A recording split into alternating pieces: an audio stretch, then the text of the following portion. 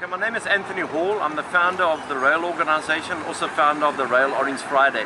We've come up here to Klerksdorp today from Cape Town to carry the RAEL Friday forward in Klerksdorp. It's about removing the stigma about drugs, it's about removing the discrimination about drugs, and it's about taking our street backs from the drug dealers. That's why we've all gathered here in Klerksdorp today in South Africa.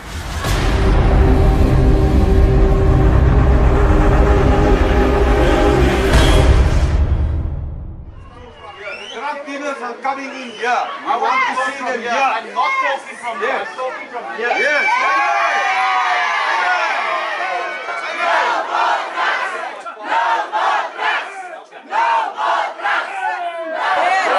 We are coming here today to make a statement. And when we hand over this piece of paper, we demand answers. Our children are dying. So it's for the people. It's the people of this country that stand up. We as the people are going to take back our streets. If I was the Premier of Northwest, I would be standing next to me now. Parents are breaking. Families are in pain. People can't stand it anymore. So it's time that we stood up. Every mother and father here whose child is a drug addict, they're not scum. They are children who took the wrong choice, and they need to be led out the darkness into the light. Are we going to stand and watch our children die? No! No way! No! Our president should lead by bloody example. If you're a thief, then what is going to happen to the rest of the country? If you corrupt, my country is going to be corrupt. Drug dealers are coming in here knowing that when they go to court there, they're going to walk out. Addiction doesn't discriminate. It doesn't care what family you come from.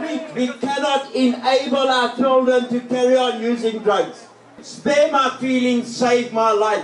Most of us who have been using and have traveled the road of addiction know that we were that close. We were in the devil's camp all the time. We were partying with the devil. We were joining with the devil. He was our bride. When we walk down the street and someone says, brother, why are you people wearing orange? You tell them, if you're a recovering addict, you tell them your story. You don't walk past and say, I'm in a hurry. We must practice, because you know what? We as recovering addicts and alcoholics are not allowed to make a mistake because the eyes are on us. But I'm glad the eyes are on me, because it's more insurance against picking up the next drink and the next drug. Respect your mother and father. Please respect your mother and father, because the day they're not there, you're going to cry out, where is mom and where is dad? Don't take the easier, softer route of drug addiction.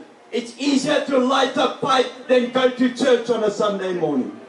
Drugs kills Christians, Muslims, atheists, agnostics, you name it, it kills. Don't deny a man the right to recovery because he does not serve the same God as you. Rather show him what your God does for you, and then he will come to your side. Why Mr. Swanepoel is here? I believe because he cares. As concerned citizens of the Kosh area, we feel it our duty to bring the following to your attention. A, our community is under siege by drug dealers who are targeting our youth. 2, our community is suffering due to the use of drugs that are sold by the dealers and can be seen in the following. The general moral decay of our youth, families breaking up due to the fact that most people cannot stand the stress of living with an addict. Escalation in crime activities due to substance abuse. How does a drug addict who can't work get his money? He steals, he rapes, he robs, he murders. A community has a right to a free and safe environment. The community has the right to the free and safe environment as enshrined in the Constitution, as enshrined in the Bill of Rights in 1994, signed by the great Mr. Nelson Mandela.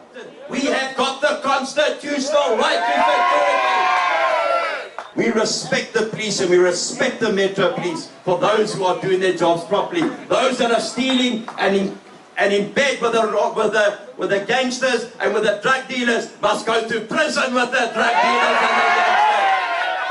Drug dealers should receive no leniency when they are apprehended. We demand that they remain in custody without any bail. Yes. No bail.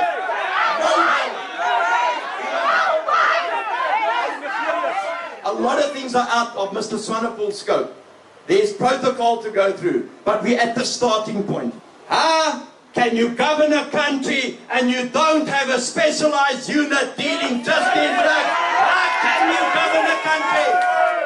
Come, Mr. Zuma, open your eyes, pay back the country. Leave the money, pay back the country. The people are dying. Mr. President, if you can't control our streets, we will control the streets. Mr. President, get your priorities right. Our children are dying. Please, Mr. President, we beg you, Mr. President, get your priorities right. Lead this country. Now that is what you call, give him a hand, the man of the people. Mr. Swanepoel, I know this is a bit creased, but I hand this over to you, sir. Not from myself and Emil, we just the people talking here. It's from the people. Everyone here is handing over that petition. Thank you for the privilege that I have of accepting this memorandum this morning. I know drugs is a huge problem. We have already identified it as one of our priority crimes. But we cannot fight this fight alone. And I want to make a plea to the community. You are the eyes and ears of the police and the prosecution in our city.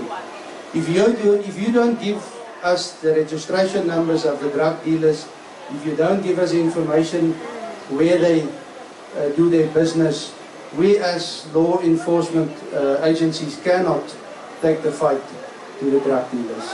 Fathers, you must take back your families.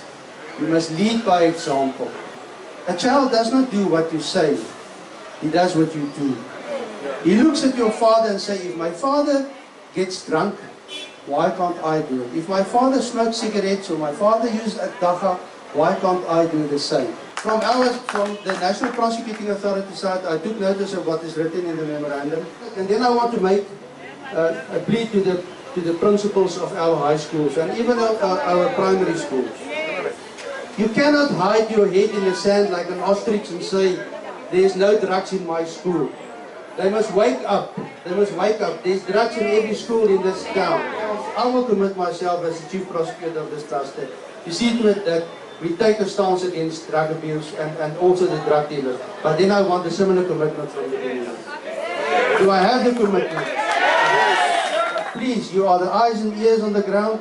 We need your support in this fight as well. Thank you very much. Thank you to Mr. Swanepoel. It's amazing how God has sent a man of God. And I can give you the commitment this morning, Mr. Swanepoel. RAEL has been going for 8 years and we've never stopped. We've done this unfunded, funding from no one.